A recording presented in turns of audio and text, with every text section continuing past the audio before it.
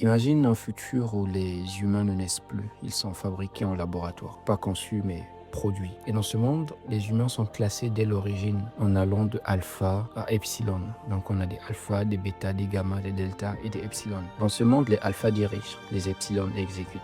Mais tout le monde est heureux parce qu'on leur donne une drogue parfaite appelée le soma. Une drogue qui n'a pas d'effet secondaire mais qui nous procure juste un état de bonheur artificiel. Aussi, dans ce monde, il n'y a pas d'amour, pas de famille, pas de douleur, juste du sexe à volonté, du divertissement, des distractions, mais une société qui paraît parfaitement stable, parce que personne ne rêve d'autre chose. Mais dans ce système sans faille, il y a un homme qui doute, Bernard Marx, un alpha, mais un alpha pas comme les autres. Au lieu d'être grand comme tous les alphas, lui il est petit, il se sent pas bien dans sa peau, il est trop lucide. Il part un jour visiter une réserve de sauvages, les derniers humains naturels, donc, qui vivent comme nous aujourd'hui. Ils croient en Dieu, ils écoutent de la musique, ils lisent des livres, mais ils sont exclus du système. Là-bas, ils vont rencontrer John, un homme qui est né naturellement, élevé par les récits de sa mère, venu de la civilisation et en lisant les livres de Shakespeare. Et Bernard décide de ramener John dans leur monde. John est fasciné au départ, il devient une curiosité, une star, mais très vite il réalise que ce monde qui paraît parfait est vide. Il n'y a pas d'émotion,